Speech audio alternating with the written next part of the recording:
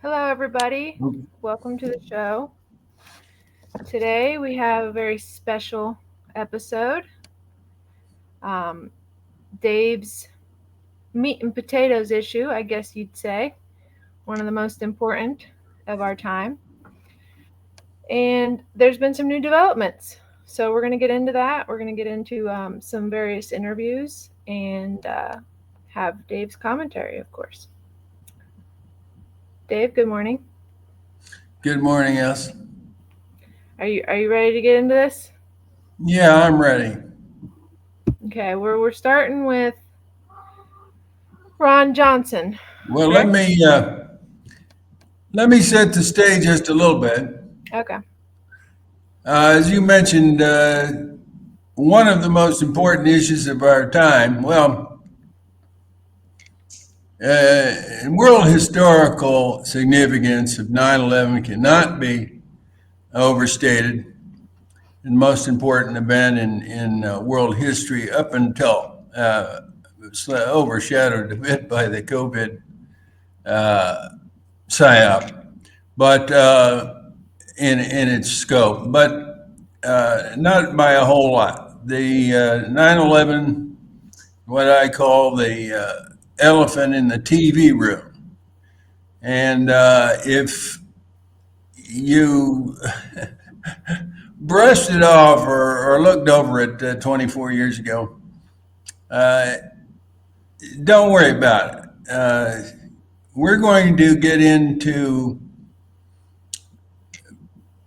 these interviews that by Ron Johnson, by Kurt Weldon, former congressman, firefighter, on Redacted with Clayton Morris, and also with Tucker Carlson. So the significance of this is not that these guys are great experts on 9/11, far from it.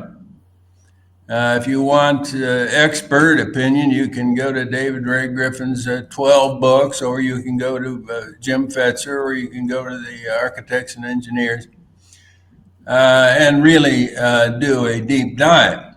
But the significance of it can't be overstated because, as most people know, Carlson has X hundred million followers. And Yeah. Ron Johnson, of course, is a sitting senator and has acquitted himself quite well about the COVID. He was in charge of the COVID hearings and was open to a number of different opinions. Not the official line from the World Health Organization and Fauci. So that's why these things are extremely important. When I say the elephant in the TV room, I say that because the TV is in charge of uh, spinning the news. Okay, it's like when you go to the gym and sit on one of those stationary bikes. They call it spinning, and the whole apparatus is designed so that you go nowhere. Okay, you stay right there in one spot. So they're in charge to spin it. Now on this, they can't even think about how to spin it. In other words, if you go to mainstream news coverage of these quite significant statements and revelations, they just have uh, discredited, debunked conspiracy theory. Discredited, debunked. I mean, they're really, and to the extent that they've even covered these revelations that we're about to play clips from, and they are really in a corner here because to unravel 9/11 means to unravel the entirety of U.S. Posturing in the world, and the war on terror, and on the surveillance state, and the militarism of the entire world. That it was the objective of the new Pearl Harbor in 2001. So there's a lot. Let's just say this is a dicey situation. Now, as far as Carlson and Kurt Weldon are concerned, we have to watch them carefully. Now,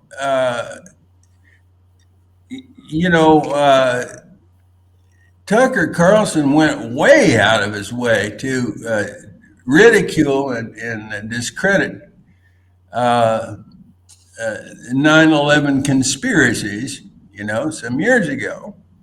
And as he says himself, and we'll see on these clips, he is ashamed of his role there. And we can assume his sincerity, but he really went. I mean, when you call him David Ray Griffin sinful on Fox News, the theologian David Ray Griffin has had done such good work on 9/11. Sinful for even suggesting that 9/11 was an inside job and so forth.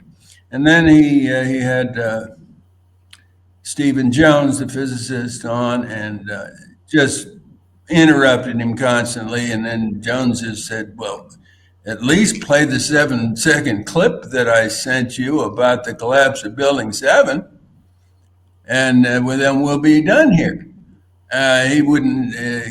Carlson wouldn't do that. So we know he has, some CIA connections. His father was in the CIA and so forth. And, they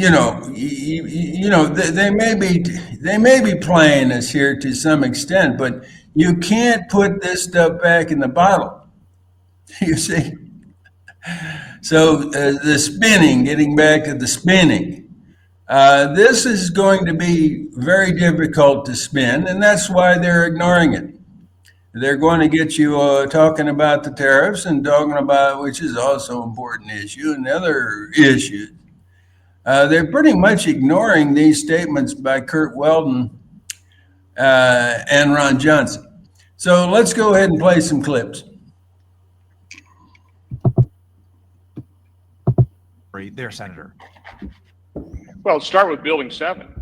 Again, I don't know that you can find structural engineers other than the ones that have the corrupt investigation inside NIST that would say that thing didn't come down in any other way than a controlled demolition. I mean, you just look at that. You talk about molten steel. Again, you listen to the documentary Bravo 7. There's an awful lot of questions. Who ordered the removal and then destruction of all that evidence? Totally contrary to any other firefighting investigation procedures. I mean, who ordered that? Who was in charge? I think there's some basic information. Where's all the documentation from the NIST investigation? No, there are a host of questions that I want, and I will be asking, quite honestly, now that my eyes have been opened up. I've talked to former Congressman Kurt Weldon now. I will work with him to expose what he's willing to expose as well. Wow. So we may actually see hearings about this.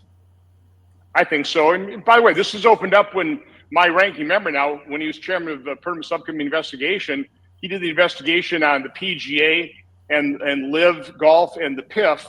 Part of that is we had 9/11 families coming forward and saying, we want the FBI files unredacted. We want those made available in terms of what happened. What did the FBI know what happened? So we got engaged with that on a bipartisan basis. We wanted to get those answers, those documents for the families.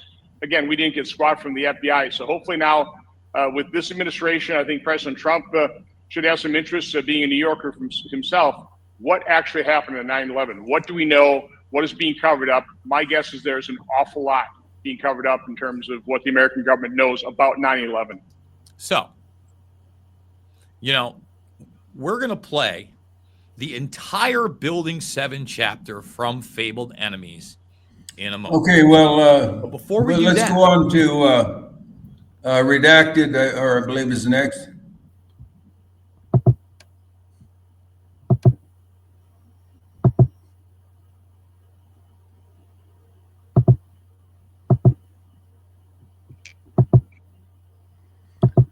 So,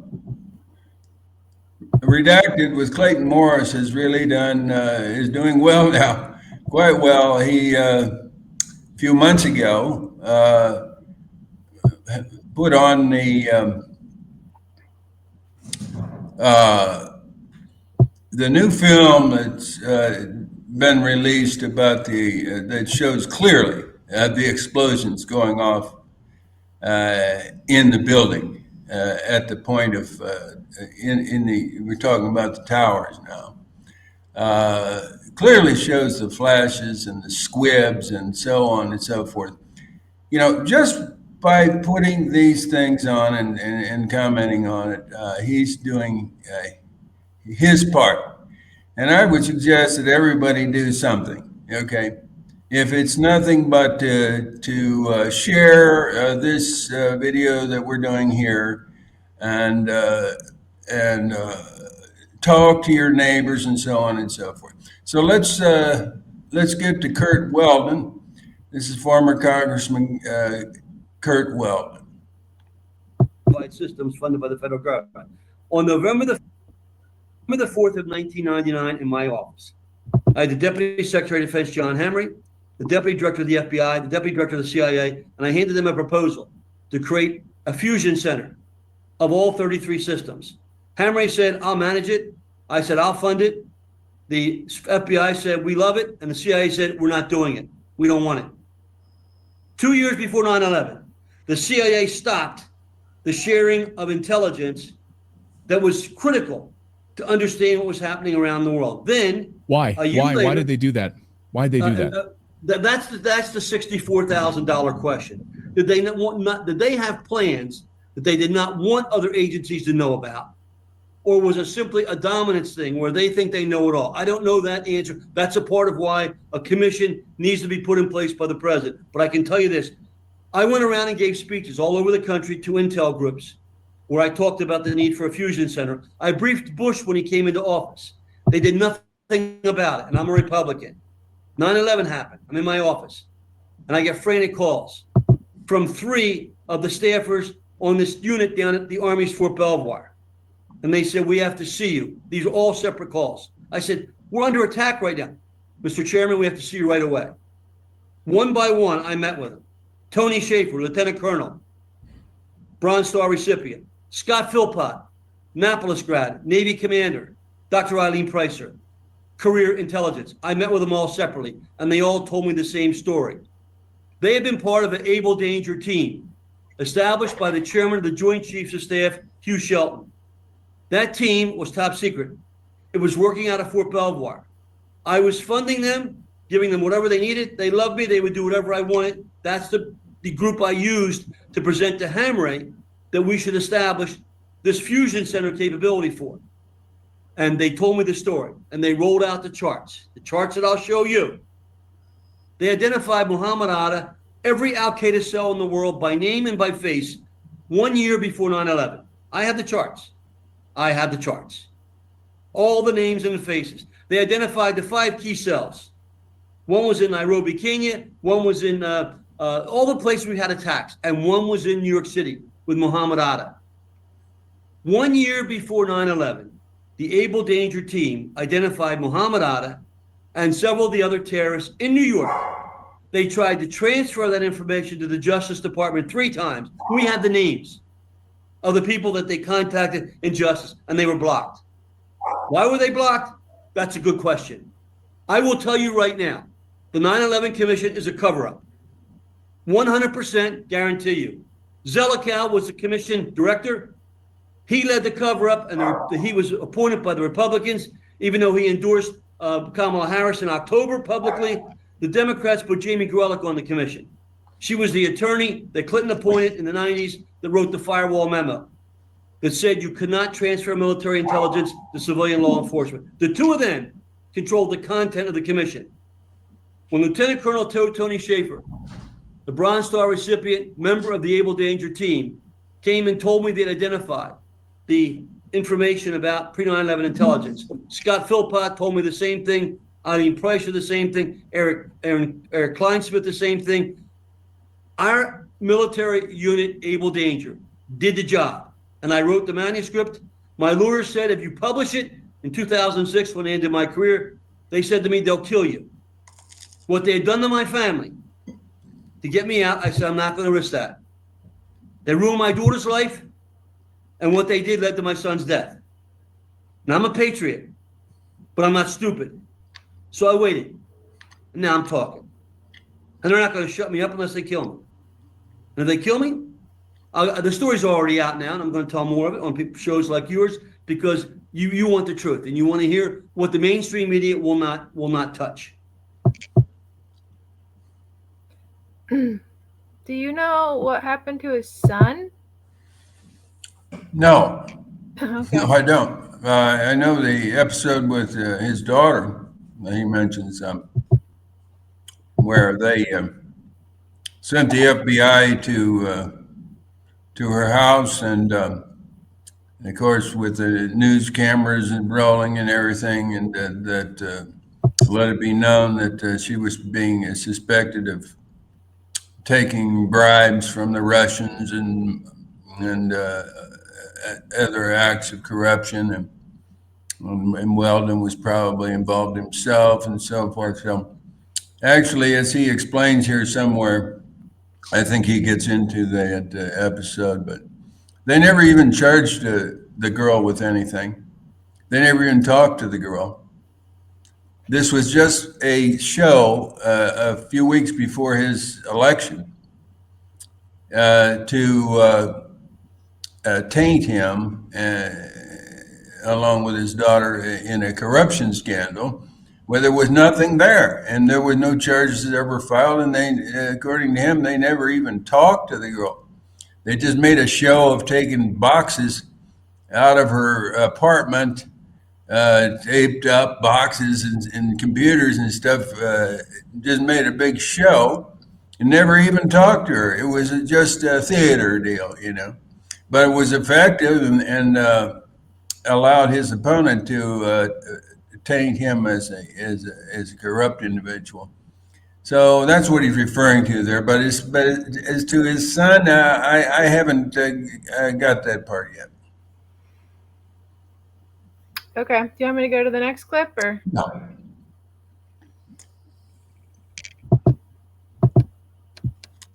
The fire department at Ground Zero. So I was there on the scene, not as a politician, as a firefighter with the New York Fire Department, as I was in '93. And there's no way that those towers that I had been to as a citizen, that what was left there was the remnants of those towers. There's just no way. I mean, I was there. The Building 7, there's no way that building came down without being hit by a plane.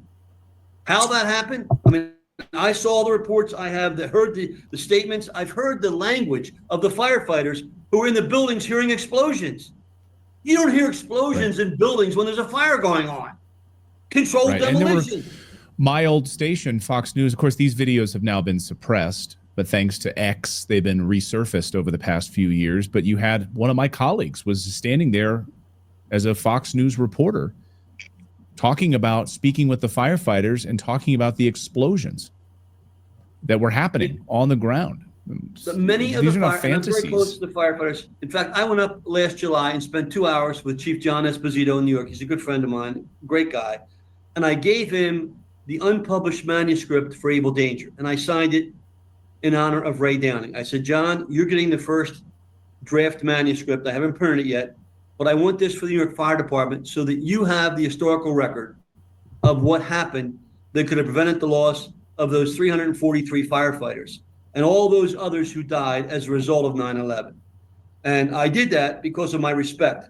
And you lost reporters, all those innocent people who died there, and we just kind of cavalierly let it go by. That's outrageous. And let me give you one more point that you need to understand about the intelligence. When Tony Shaffer met after 9/11, Tony Shaffer, who had been a part of Able Danger, went back to his unit deployed in Afghanistan as spies. That was his job in the Army.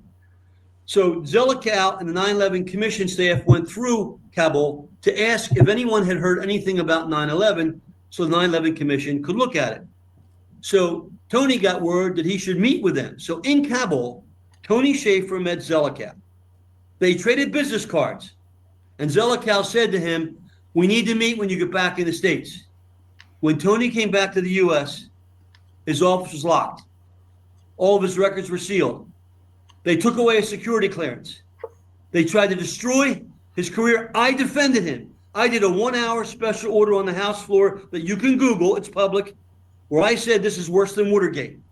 What they're doing to Tony Shaffer for telling the truth. Tony then goes into the reserves, not in the active duty. He decides to write his book called Dark Heart, his memoirs as a spy. So as is customary and protocol, he asks his commanding officer to review the book. So the commanding officer reviews the book. He gives it okay. Tony's publisher publishes the book Dark Heart. And then the deep state finds out. They issue a cease and desist order. Stop printing the book. It's too late. So our government, using taxpayer money, bought all 10,000 first edition copies and destroyed them. Then, under oath, then they gave Tony the right to publish a redacted version. So I had Tony on a little podcast I do last October at 9/11, the anniversary. I said, "Tony, you have the redacted version and the original version. What was the difference? What was so sensitive that our government wanted you to redact the book? What were they trying to prevent you from telling? Was it some state secret?" He said, "No, Congressman. They didn't want Zelikow's name mentioned in my book." Now, Zelikow's name as the staff director of the 9/11 Commission is not a state secret. And for any government agency to want to redact Zelikow's name is a blatant cover-up. That's what they did. Now, So it gets the worse. cover-up. Okay,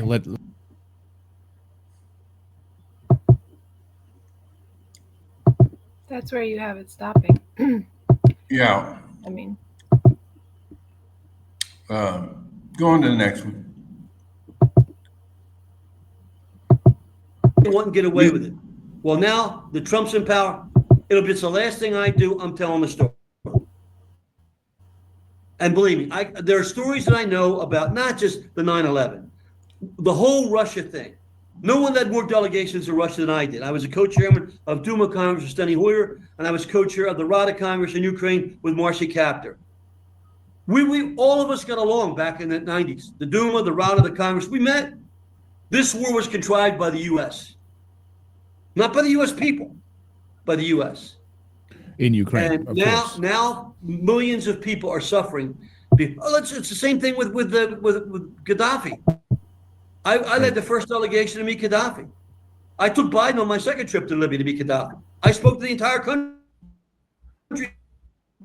there. When the war started, Gaddafi had his son, who was in the U.S., reach out to two of Bush's former staffers and one of Biden's former staffers. Brian Ettinger, Steve Payne contacted me. And they said, "Gaddafi wants you to come to Libya." I said, "I'm not in Congress anymore." Well, we're having a little trouble with the audio. You.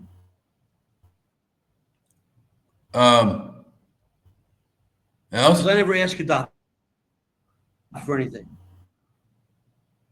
So I told my staffer that he used to work for me, I said, "I'm going to go to Libya. I don't want any money for it.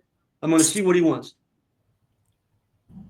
Into the capital during the war, Tripoli. The hotel we stayed in had been bombed out. I hand carried the letter back from Gaddafi offering to step down. The letter was addressed to Hillary Clinton and Obama. He offered to step down. We didn't want him to step down. We wanted him dead. Right. That's the U.S. That's what happens behind the scenes. This maniac activity has got to stop.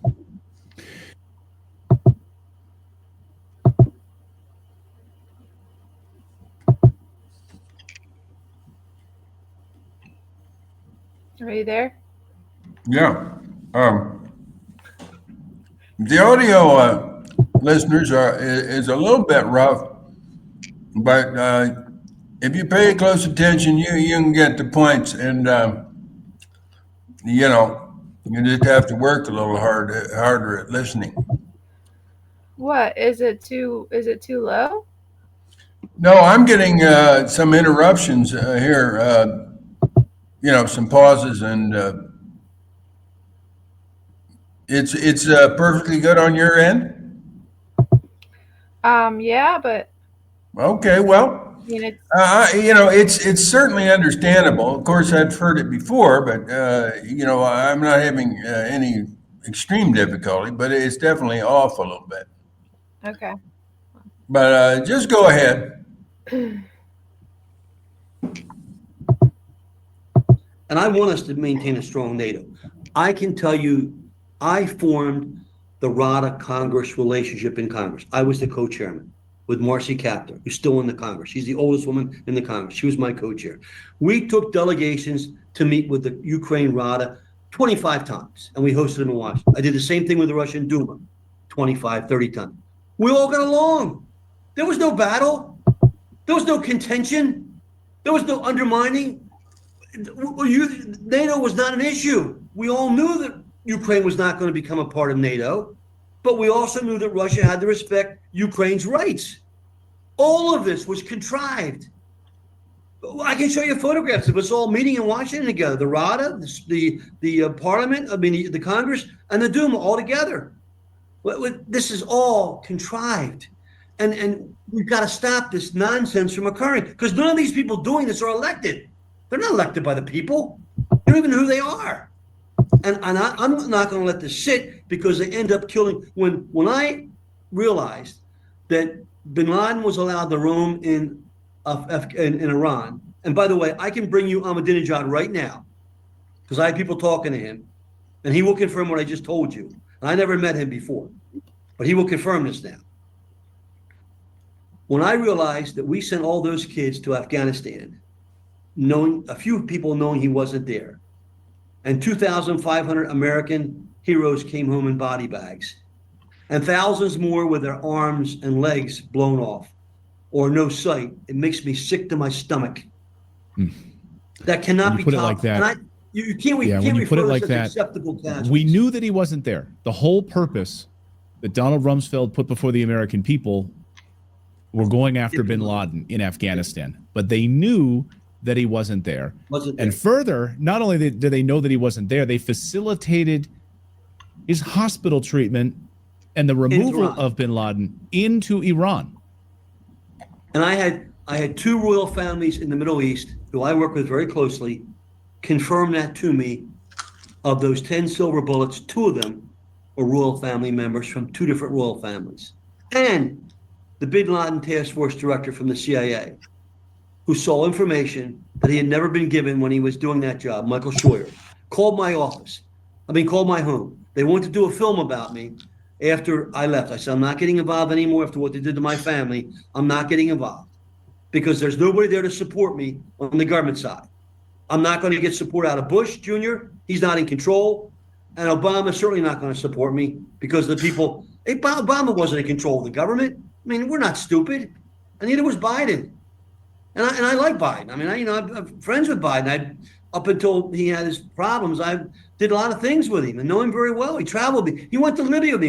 He went to Iraq with me. I have pictures of him and I together. He came to my son's funeral and stood in line for an hour. But people have got to wake up. They've got to stop thinking about this rhetoric spewed out as part of an intelligence machine. They're the ones spinning the conspiracy. It's not people like you giving the truth. It's our government agency who's made it a master's of doctorate degree, but they're the ones doing all the conspiracy work and making you think you're crazy, or not you, but other people think they're crazy. They're not crazy. All we want is the truth, and that's what I want. Can I ask you why? Can I ask you? I'll get you out of here. Okay, and then there's one more.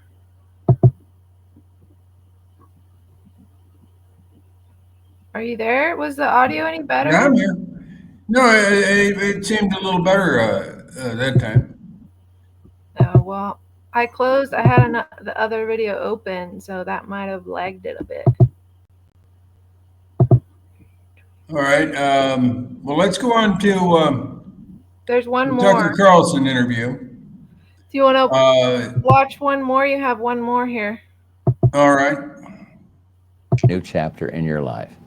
Thank you, and may God bless America. That was George H.W. Bush. I'll send you the video. They try to take the video down. It's all over the internet now. I'll send you that video. I'm not anti having intelligence. I'm anti scumbags in intelligence who use it for their own personal gain. And they don't care. They don't care who gets killed. They don't care who dies. There are no acceptable casualties. There are no soldiers who are acceptable losses. There are no firefighters who we can accept being killed. That's not America. And that's not why I had 8 brothers and sisters all served in the military. I wanted to go in the Air Force Academy. I got the nomination, but I had bad eyes. I couldn't get a waiver, so I devoted my life to firefighters. That's what America's all about. It's not about scumbags hiding behind the door, making money, and planning games to kill other people. And that's, unfortunately, in some cases, what's happened here. It's got to stop. Congressman Curt Weldon, I really appreciate you joining us. I hope this message gets to the president. I hope that we have another investigative 9/11 committee that actually is not a whitewashing, a presidential task force that looks at all of this and gets to the bottom of it. And I think under President Trump, hopefully we can get there. If you keep speaking out, that's what'll do it. People got to watch your show. Likewise. They got to spread your word. It's the name of the game. I can't do it. You can do it. Thank you. Thank you. This is how to get. Okay, so now we're going to go to Tucker. Carlson. Yeah. Are you ready for it? You want to say anything about it? No, let's roll it. Roll it. For the 4th of 1999, in my office in the Rayburn building, I had John Hamrick, Deputy Secretary of Defense. I had the Deputy Director of the FBI, and I had their names, and the Deputy Director of the CIA. Oops, sorry. And we talked about the NOAA, National Operation Analysis Hub, policymaker and warfighters tool to deal with emerging transnational terrorist threats. The Fusion Center. Hamrick said, we need this. I'll manage it. I said, I'll get it funded. The FBI said, great, we're all in. And the CIA said, we don't want it. We're not supporting it. We're doing something called CI-21 on our own. I spent 2 years traveling around the country, giving speeches at intelligence forums, calling for a fusion center. I put language in 2 successive defense bills, calling for a fusion center. 9/11 happens. I get frantic calls from 4 of those professional staffers at the Able Danger Team, which I later learned was the name of this group at Fort Belvoir. We have to see you right away, Mr. Chairman. Scott Philpott, Annapolis grad, Navy career officer, commander of 4 ships, pleading with me to meet. Tony Schaefer, Lieutenant Colonel, Bronze Star recipient, spy for the military. Eileen Pricer, Lieutenant, Air Force career intelligence officer, expert on computers, and Eric Kleinsmith. I met with each of them privately. They all told me the same story, and they rolled out the charts that I just showed you. Those charts I will make public now because they're not classified. I showed them when I testified before the Senate hearing. We identified every cell of Al-Qaeda in the world the year before 9/11. We identified the New York cell a year before 9/11. We knew there was going to be a problem. The Able Danger Team tried to go to the FBI and Justice Department 3 times. We have the names. All 3 times they were stopped. We have the names of the person in the FBI that was told to deny the meetings. They were not allowed to transfer the information. That information, when I came out with my book, Louis Freeh, former FBI director, wrote in an op-ed in the Wall Street Journal and said on Good Morning America, could have prevented 9/11 from happening. That's not me saying that. That's Louis Freeh.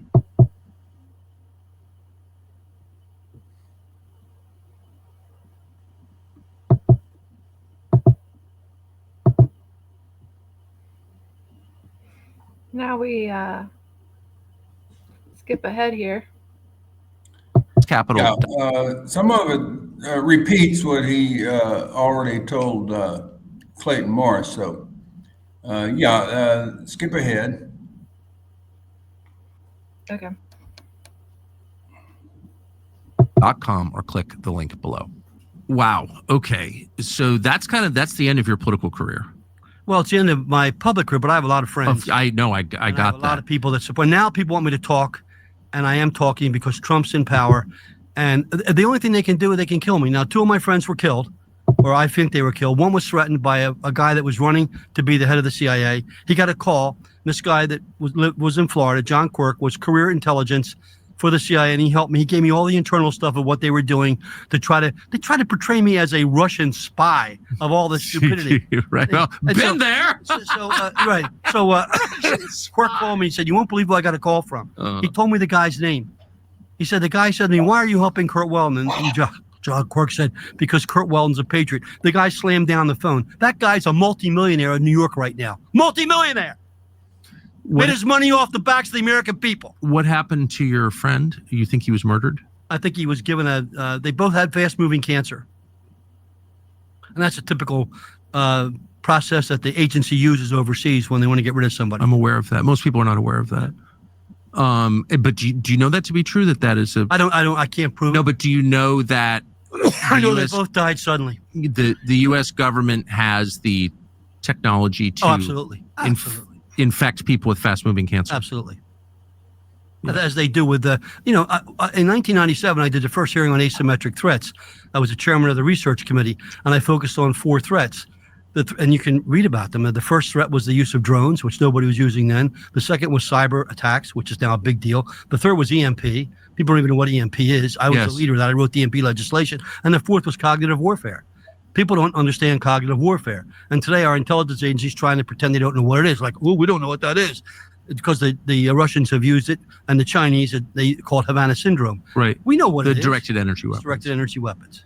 But you believe that, and the only reason I'm pushing on this is because I know for a fact that highly informed people in other countries with, real intel services who are not crazy or sophisticated, take it as a matter of fact that it is possible to transmit fatal cancer from one person to another, or from a machine to a person. And you know that that's true?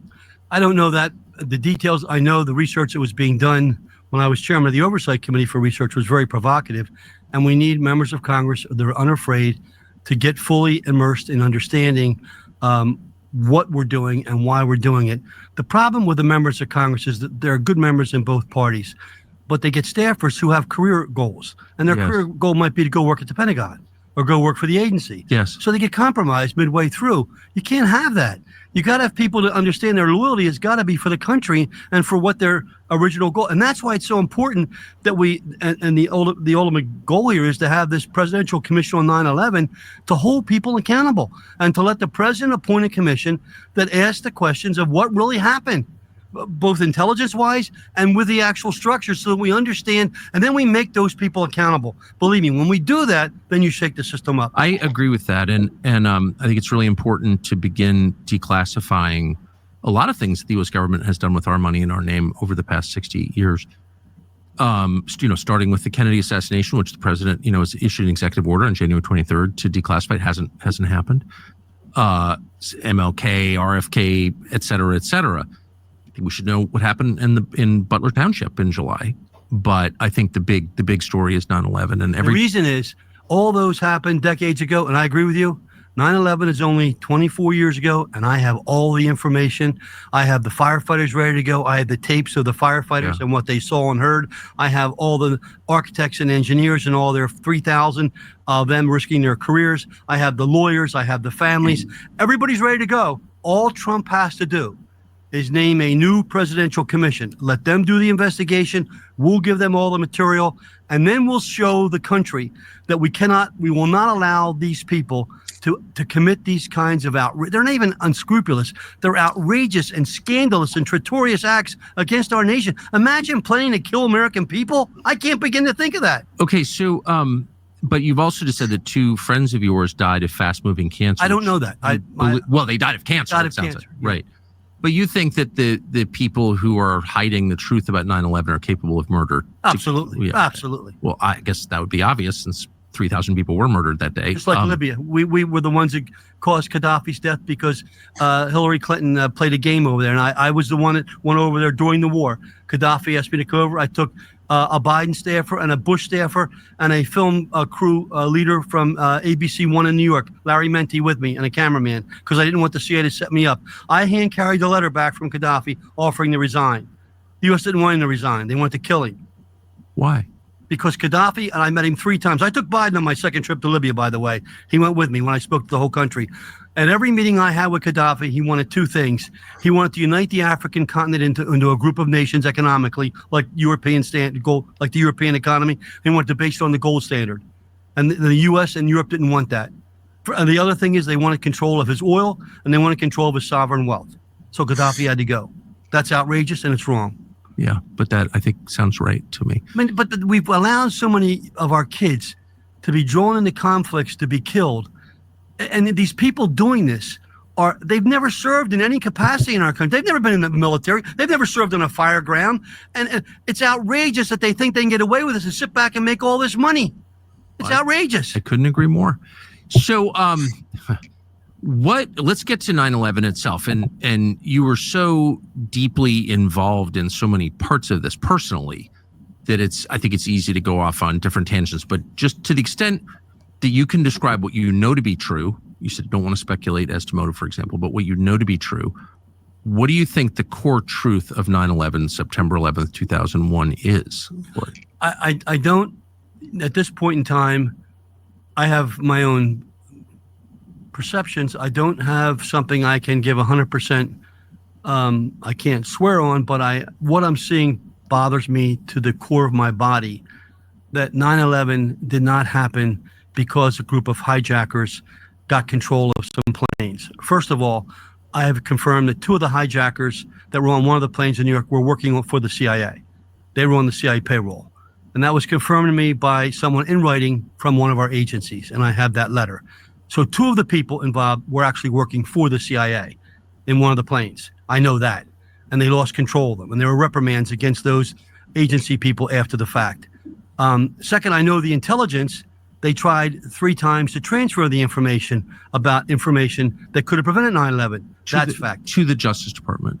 And I have the name of the person that at the Justice Department they contacted, and she was told to cancel the meetings. They couldn't have the meetings. Who did that order come from? Who? That's what needs to be investigated. Okay. And then we have John Crane, the Inspector General of the Pentagon, who went to the extent of issuing a request for whistleblower status because he was told to lie to the Congress and lie about pre-9/11 intelligence and able danger. And then we have General, the book by the General and his comments that he knew within seconds. None of this is in the 9/11 Commission report. The 9/11 Commission report is a piece of garbage. Well, then you also have it. I mean, this is just a fact. I don't know what to make of it, but you have a guy called Alex Jones, who's a broadcaster, who said that summer that the World Trade Centers are going to hit by planes and a guy called Osama bin Laden is going to be blamed. He said that on tape with a timestamp, so we know that actually happened. That's not making it up. It's not a conspiracy theory. He said that. And it's like, how would he know that? That's so far out of the realm of what anyone was thinking in Washington, where I lived at the time. So then my question is, okay, if I'm Philip Zelikow, the guy running the 9/11 Commission, I'm calling Alex Jones immediately, saying, come on in under oath, and we're going to find out, how did you know that? And instead, the U.S. government, the FBI in particular, set about to destroy Alex Jones and almost succeeded. I mean, they engineered $1 billion judgment against him, et cetera, but they really have tried to kill him for saying that. And it's like, if you wanted to get to the truth, why would you act that way? Okay. Why would you knock you out of Congress? At the time of 9/11, I had been to the World Trade Center in 93. The governor of New York, Mario Cuomo, called my office, talked to me personally, thanked me for coming up. He watched my 1-hour presentation.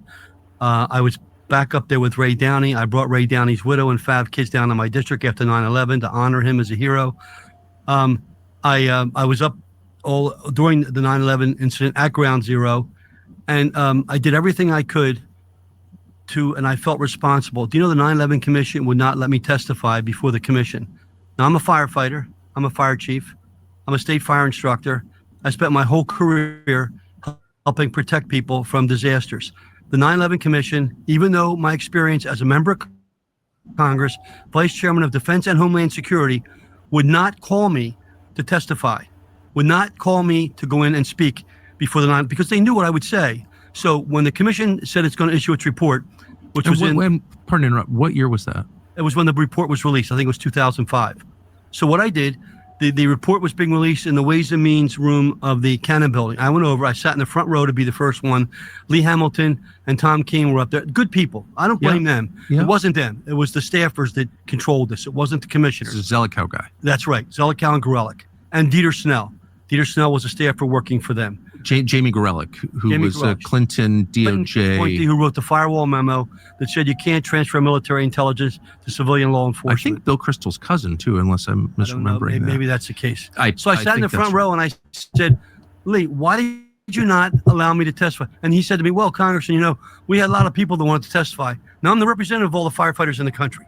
I'm the point person for the firefighters. Yes. I'm a firefighter and a fire chief. I'd been at the Trade Center in 93. I'd been there in 9/11, and they would not let me testify because they didn't want to hear what I had to say. What would you have said? And I what would have said that we caused this. What do you mean? We With the intelligence, I have the evidence that we could have stopped this. Not me. Louis Freeh said that. Based upon what I came out with, Louis Freeh's op-ed in the Wall Street Journal, which I can give you a copy of, said the 9/11 Commission was an incomplete investigation. And he also went on Good Morning America and said the same thing. They tried to blame Louis Freeh because Louis Freeh had left the FBI the year before 9/11 happened. So he was their scapegoat. And to this day, I think Louis is very upset over that. Yeah. Yeah, I believe that. So the only way around this is to have for the firefighters of America and for our country, to have an independent commission be appointed and give that commission full authority to take this wherever it goes, including the end result. And the end result may be very ugly. There's a sense in which that's pretty obvious. I mean, like, why is anything from 9/11 still classified? It's our country. It happened to 3,000 of our fellow Americans. We have an absolute right to know what happened. It's not even a question. And it was almost 25 years ago. So, like, spare me your lectures about national security. But can I ask you this? So, by the way, I never questioned anything about 9/11, and I actively attacked people who did. I'm ashamed of that, but that's a fact. I did it on tape more than once. Because my feeling was, well, you know, like, that's divisive or whatever. I was a child and an idiot. But what began to make me wonder, and I have no idea what happened in 9/11, but it's very clear that there's a lot of lying around it, was the collapse of Building 7. And all the wackos would be like, Building 7, Building 7. I'd be like, shut up, wackos. And then if you just sort of look at it, you're like, well, that is very weird, actually. No plane hit that building. And does this happen a lot when buildings catch fire? Right. Okay. Besides being a firefighter, I work for the INA, largest insurance company in North America. I was responsible for training their fire protection arson people for 18 years. That doesn't happen. You never have a 47-story building just collapse, which this did. Even Donald Trump, I have a tape of him speaking on 9/11, and Donald Trump, which I'll give you a copy I've seen it. Yeah. in his own words, says that's controlled demolition. Yeah. I mean, it certainly looks that way. I mean, look, I don't know. See, here's what they did. They brought in NIST. They brought in NIST to do a report. Can you tell us what NIST is? NIST is the National Institute for Standards and Technology to do an assessment. Now, they're like any other federal agency, and there are good people there, but there are people that want their jobs and want their careers, and they're not going to rock the boat. And they came out with a report that's hogwash. University of Alaska, which is a very credible engineering department, did a full refutation of the NIST report, saying it's full with gaps and full with inaccuracies and areas where they did not get the right information. Let me just say this to you. People say, well, you can't question NIST. NIST always does the right thing. When I went to Congress, Tucker, in my first term,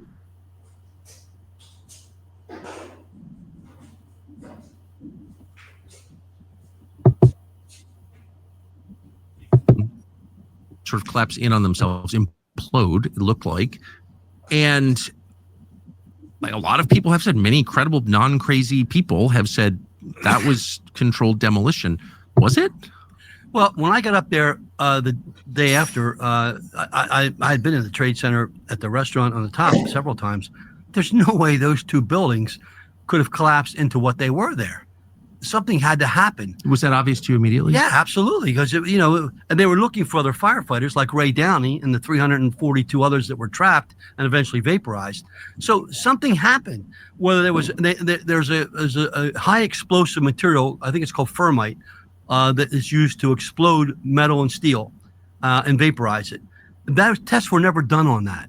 There were some limited tests that found that there was some evidence of that, but the whole thing never was subjected to the kind of investigation that would be warranted when 3,000 people die. I mean, when you have 3,000 people die, you would think it would be a full massive investigation, not going after 9/11, obviously, but what happened to the buildings and why they come down. They're the only high-rise buildings in the world that have ever come down from an airplane hitting them. And those buildings, I read the report from the architect who designed them. They were designed to withstand an airplane hitting the building and standing tall. And especially Building 7, which had no plane hit it. Right. No plane hit it. And the building just, you can see it when you watch it on TV, it just implodes straight down. And what really got me again was Oriole Palmer, the battalion chief. This credit card has an interest rate that's really, really low.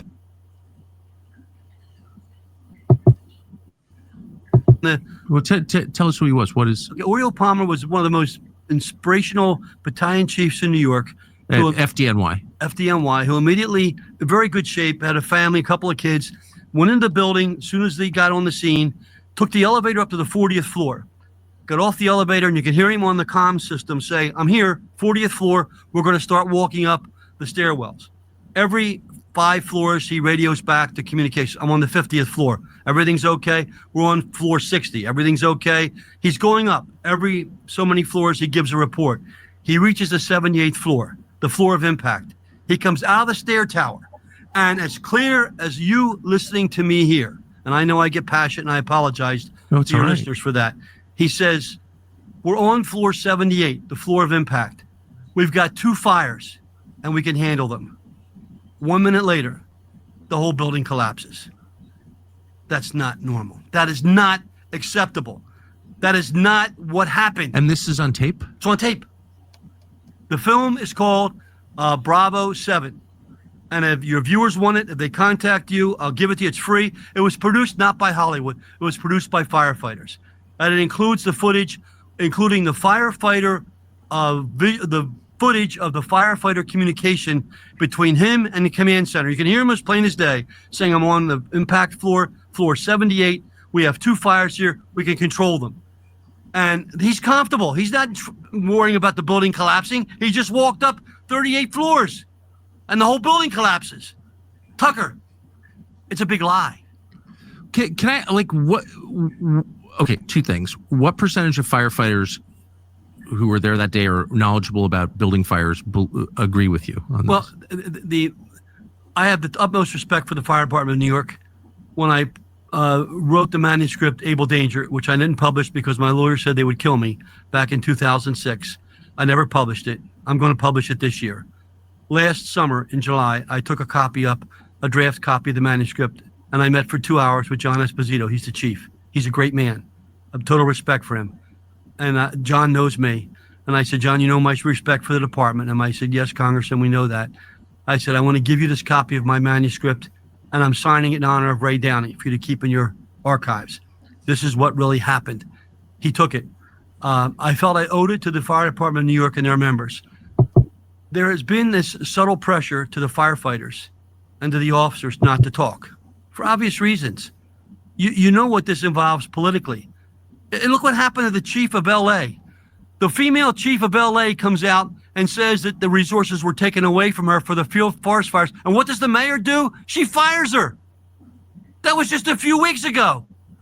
The firefighters are always a scapegoat. That's why, Tucker, I'm done with this. If it's the last thing I do, firefighters are not going to be taken for granted anymore. We're going to rise up. We're going to shake the country to its roots.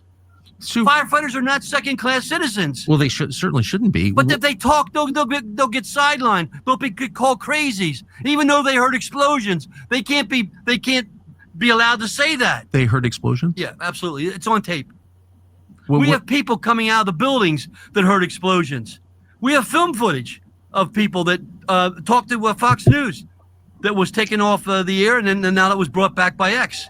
That's all available. That's why you need a commission to go back and look at all the Wait, lies. so there are, and pardon my ignorance, but there are people on tape saying I heard explosions. Yes, absolutely. 100%.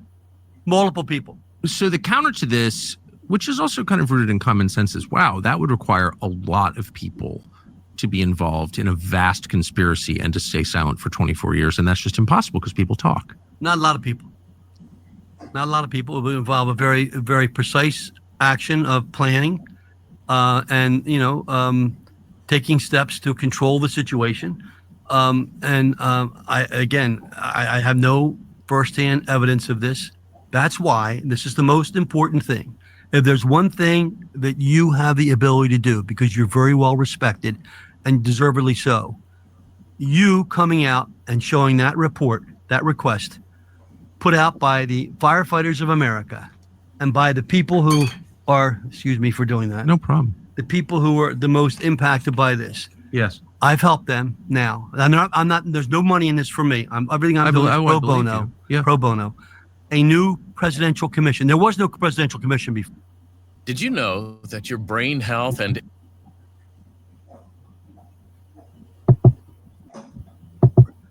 This would be the first presidential commission.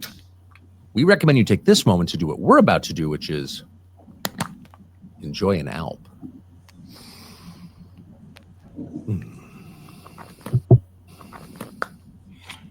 Okay. Wait, can I ask though, like, 9/11. if we find out, I mean, one of the reasons I became so upset was actually an Alex Jones guy years ago. At some campaign event I was covering, 9/11, Building 7. And I was like, shut up, asshole. No one wants to hear that. And I was being a child and ignorant, as I have admitted many times. And I was wrong, because you should always be for the truth, no matter what.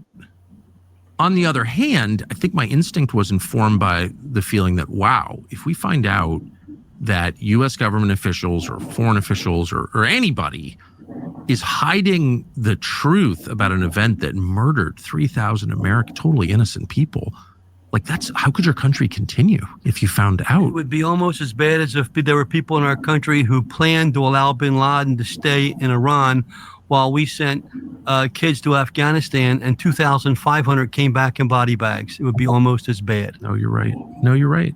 Tucker, the American people don't understand. I was in decisions as vice chairman of the committee where I heard conversations talk about acceptable casualties. There are no acceptable casualties.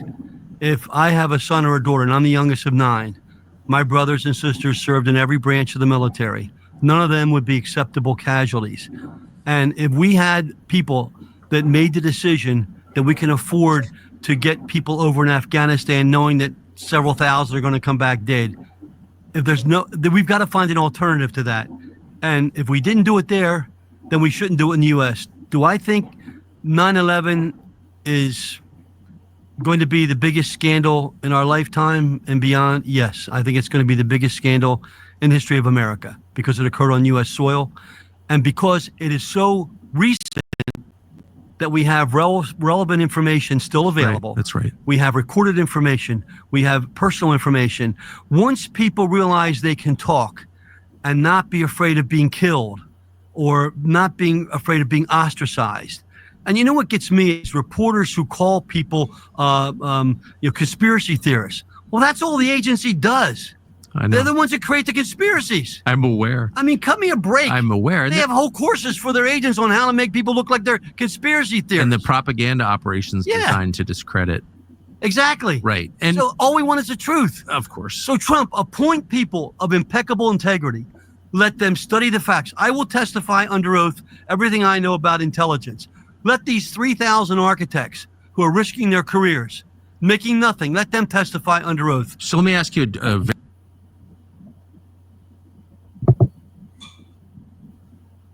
story is a story that America has to come to grips with this, because if there's any one story that's going to determine whether or not we are a country of what we all claim to be, then as painful as it is, we have to learn the lessons from that. If we don't, and we allow these people that were involved in these cover-ups, and in my case, the people I'm talking about are covering up without any hesitation the intelligence side of it. If we don't do that, then this is just inviting this to happen again and again. Right. And it's going to continue. You can't have that in a country like ours. We're supposed to be the symbol around the world, and we get laughed at by people. The people in Libya know what we did and why we did Gaddafi. North Korea, we had a solution for North Korea that Colin Powell endorsed, that I worked on with a bipartisan delegation that the White House under Bush didn't want. And look at now, North Korea is threatening an attack. All of these things we create, and the American people don't have access to know the truth. Then we're not really what we say we are. Who are the darkest actors in the Bush administration, do you think? I can't name any one. I mean, Sandy Berger, in my opinion, should have been tried for treason. So Sandy before he Berger died. was, I agree, well, he committed treason, so he should have.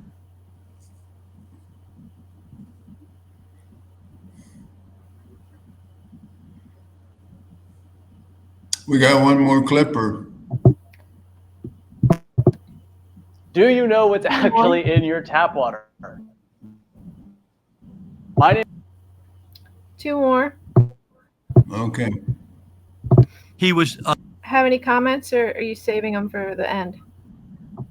Well, I'll save them. I kind of wish we could have an interactive conversation with whoever might be watching this, but we're not set up for that, and probably nobody will watch it. But you can see already how important this is. This is a bombshell, as they like to say, but it's a real bombshell, not a firecracker. And, Walter Scott, oh, what a tangled web we weave when at first we conspire to deceive. So you can see that this is a hot potato, and the only thing I will comment on is this idea of a presidential commission, and we don't, and the revelation of all the secret documents. Well, you have to be pretty damn naive to think that they're going to appoint a commission with impeccable, what did he say, impeccable credentials or integrity. Who knows? But we do know that they will be handling this hot potato very delicately, and with asbestos gloves. And so we need to stay on top of this. Yes, if the commission is set up, then they need to call the architects and engineers and the other people, the pilots for 9/11 Truth and so on, to testify. And then this testimony needs to be made public. And as far as the documents, unredacted, or have they already been destroyed, and so forth. So we need to pay attention as citizens. If you let it go by 24 years ago, that's past history. The ball is in the court of the American people, primarily, and we just need to be vigilant. We need to be on top of this. Okay, go ahead and I think we got 2 more short clips. Yes. I was just going to say that we are pre-recording this, and then I'll put it on YouTube. So maybe next time we could try going live, so it would stream live on YouTube, and then people could comment live. So we could try that next time. Okay. Told he had to appear before the 9/11 Commission. So 2 weeks before he was to appear, he gets permission to go to the National Archives in Washington. And he goes up to the top floor in a special room. It's a big empty room, and he didn't realize he was on camera. They bring out documents that he has to see before his testimony. He said it was to refresh his memory. He ends up stealing those documents. In a case that many remember and laugh about, he stuffed the documents in his underwear and his socks and his shirt pocket. You've seen the story, and it's all true. He leaves the archives with those national security archives, all pre 9/11 intelligence. And by the way, none of this is in the 9/11 Commission report. None of it. That's not mentioned. No, he leaves the archives. Do we know what those documents were? Well, I'll tell you what happened. He gets caught. The inspector general for the archives contacts Berger and said, Mr. Berger, did you take anything while you're in the archives? And he says, no, that's a felony. He lied to a federal agent. He then hires one of Clinton's personal lawyers. That lawyer cuts a plea bargain. Sandy Berger pleads guilty to 11 felonies. Lying to a federal agent, stealing 5 documents, and destroying 5 documents. The plea bargain he gets is 1 misdemeanor. No jail time. He loses security clearance for 1 year. In the August before my election loss, I told my stock up this Earth Day with Paleo Valley's buy one, get one free. Sorry about all these commercials. I want to go to the archives to see copies of what we think Berger stole. The CIA called my office and said, tell your boss that's very sensitive information. Like, what do you have to tell me what my job is? I know what my job is. I don't need to be reminded by somebody from some agency. So I went there. The documents were all regarding pre-9/11 intelligence. The Millennium After Action report, which was prepared by John Ashcroft, was part of the documents that they didn't want the 9/11 Commission to have. Sandy Berger stole those documents. If you stole documents that are in the National Archives, you'd be in jail right now. Sandy Berger got away with it. 1 felony. He leaves the administration of Clinton and he forms a company. Guess what the company's called? Stonebridge. And he hires Madeleine Albright, Stonebridge Albright. And what do? They represent Chinese corporations. Disgusting people. Both now gone. Both now gone. Do we know what was in those 5 documents? Well, when I went down there, I looked at what we think he stole. It was all pre-9/11 intelligence. Suggesting that they we should have known taken action. Yeah, well, we know that Clinton could have taken out bin Laden in the base camps many times. I mean, all of this, and there's much more intrigue that I don't know about. That's why it needs a thorough investigation, not of staffers, not of hacks, but of people of intellect and people who are willing to put the country first. That's why Trump needs to convene a commission. This is all so heavy that, you wonder who would take that job. I have people who will take it. I have firefighters that will take it, fire engineers. I have people that will surprise you that will take the job. That would take true courage. No one even mentions declassifying 9/11. I mean, it's like, oh, the Kennedy assassination, UAPs. I mean, I'm all for disclosure because we own the government. We're shareholders. We're not slaves. So that's my view. I always push for disclosure, and I really mean it. But on 9/11, I don't even know anyone who wants. I do, but I don't know anybody else other than you who really wants full disclosure because it's like you can feel it glowing. You just feel like I don't know what that is, but that's really scary. You know why? Everybody in Washington gets caught up with their careers, with their consultant fees, with their I'm done with that. I'm still paying the mortgage on my house. Actually? Yeah, actually paying the mortgage on my house. At what age? 77. Amazing. Yeah, my wife's a nurse. We don't. So you didn't get rich in Congress? No, I did not get. I didn't. And I don't know how Biden and Obama was nothing in the Senate.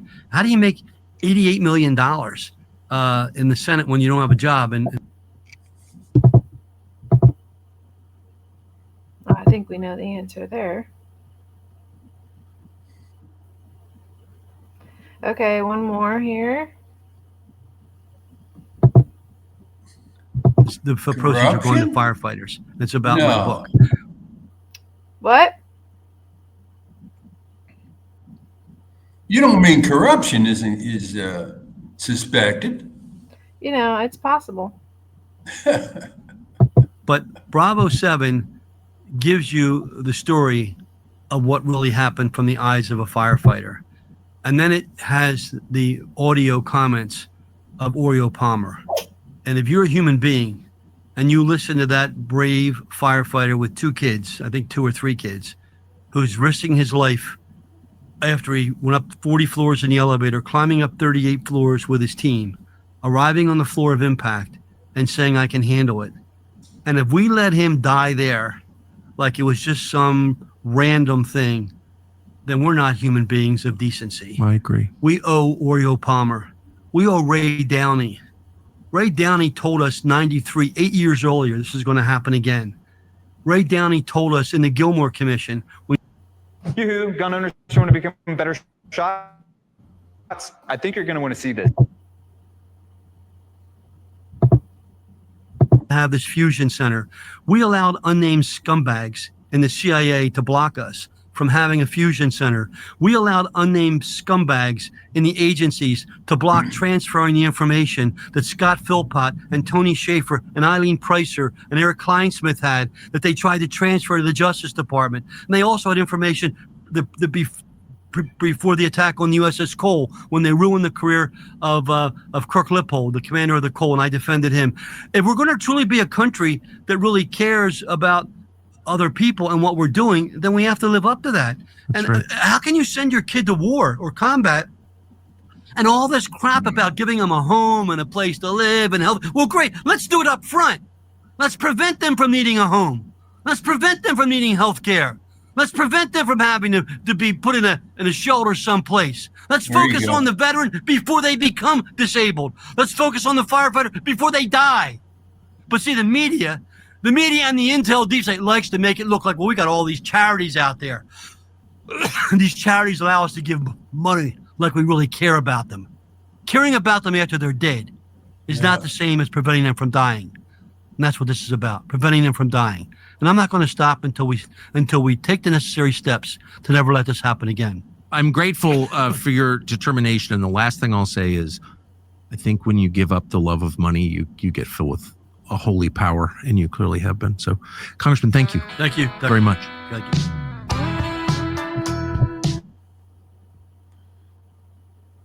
Well, I want to get your reaction. I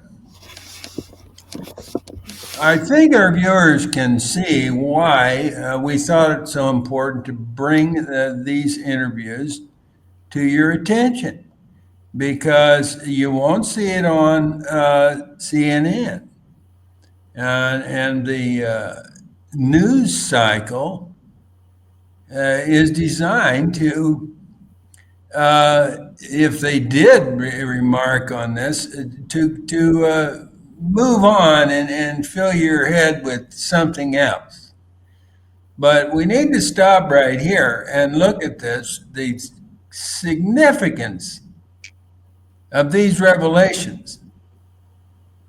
It's an open and shut case that the U.S. government brought down the buildings. The whole thing was a fake inside job. If you don't know that by now, you flunked the IQ test. You scored less than, 25. You just can't not see it. So that's what brings us to this critical juncture. It's time. Now, this commission that I mentioned, that probably will be set up,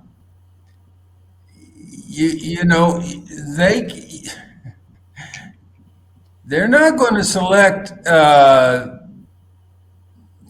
just anybody to staff this commission. They have to be vetted and vetted and vetted again. They have to have a career of loyalty to the elite.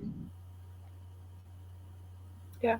You see, the whole goddamn edifice of, the U.S. hegemony on the world and all of it come down like one of the goddamn towers, you see, with nothing but an ounce of truth. They'll stack it with Zionists. Well, yeah, and we could get into Israel's obvious role in this. Zelikow, who was mentioned, hardcore, Zionists who was put in charge of the commission that did have. Or we could talk about Dov Zakheim, comptroller of the Pentagon, who I've been looking into that a little bit. The Dan Handley of the Pilots for 9/11 Truth has done good work on his role, because he is also has a company called it's called I forget what it's called, but it's a company that makes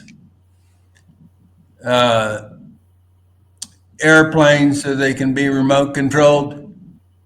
And sure enough, we see their what certainly looks like their equipment on the bottom of the planes that crash into the buildings and so on.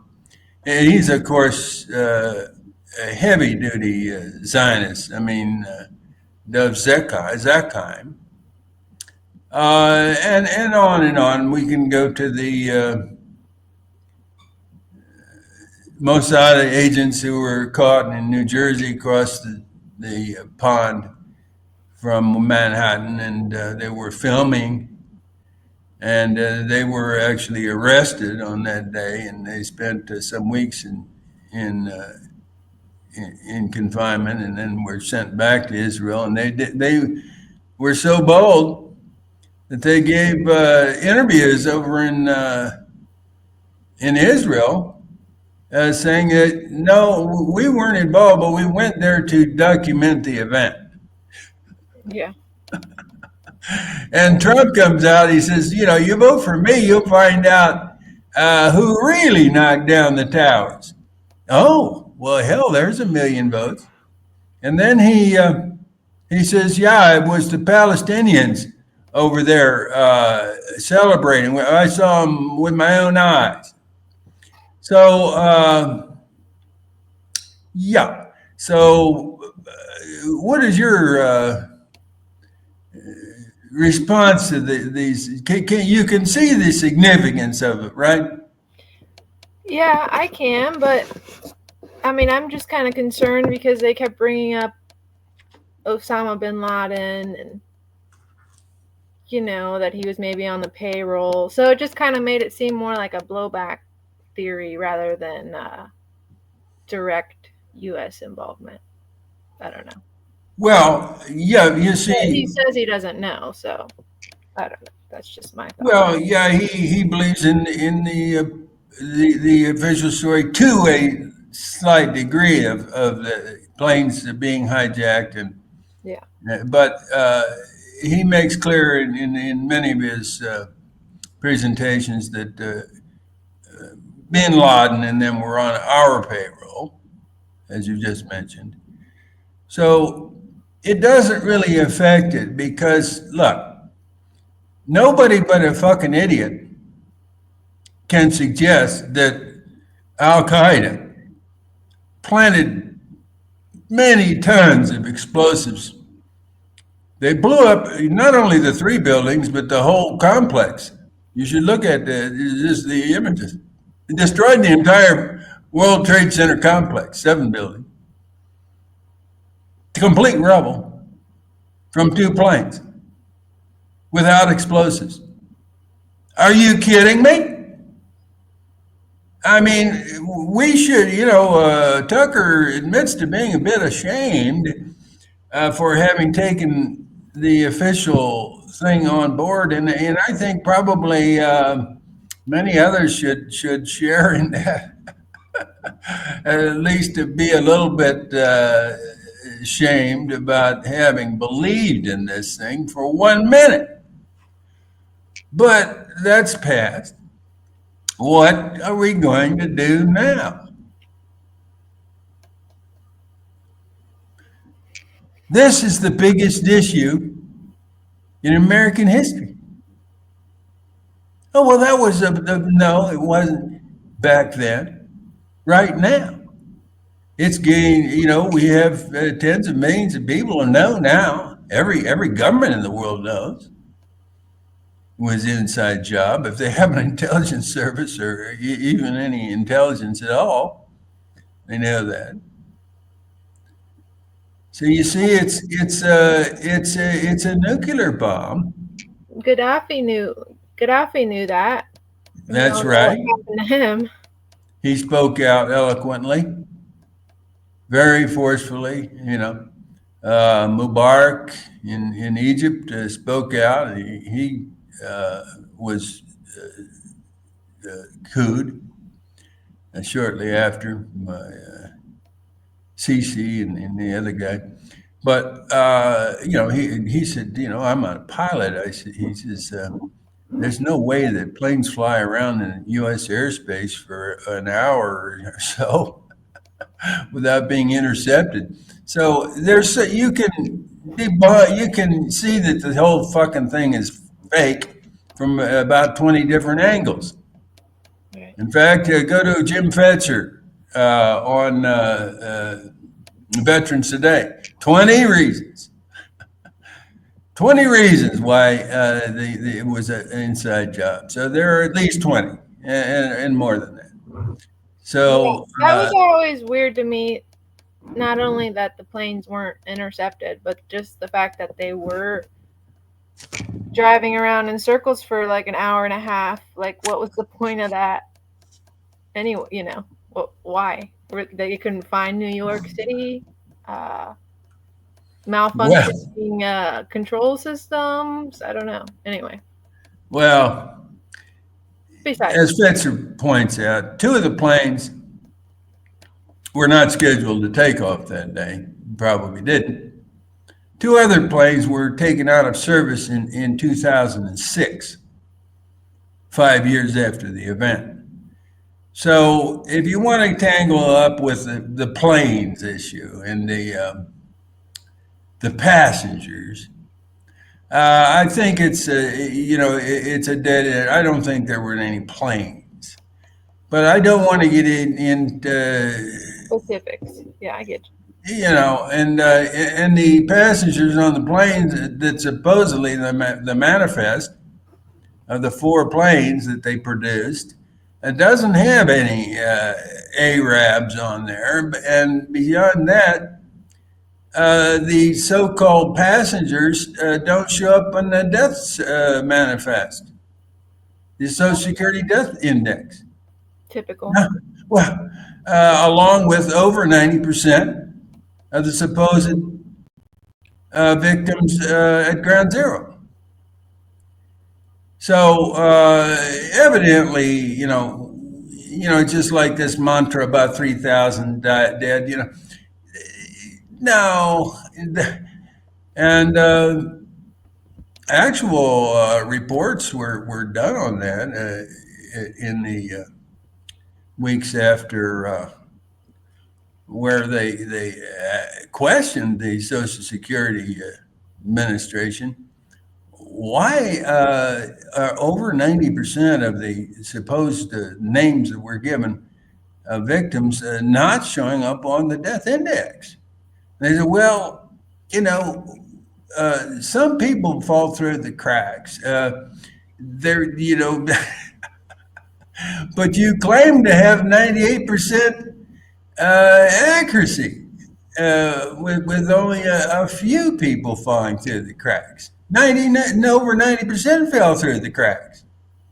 So, I mean, the point is, if you want to go into any of these in depth, you can do that. But the point is, now, it was an inside job, and what does that signify? What are the repercussions? What flows from that? We don't have to answer whether there were planes or not, or how many victims there were. Yeah.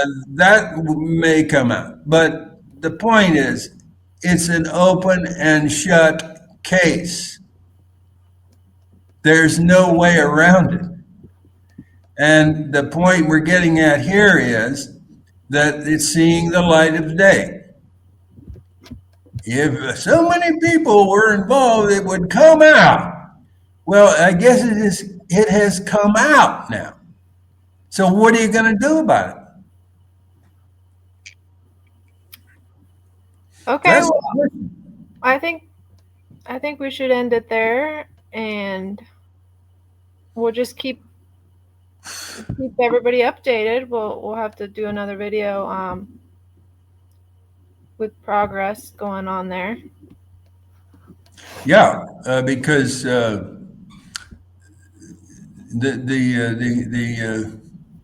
and once that commission gets set up, if it does, Tucker points out that the commission that was the revelation of the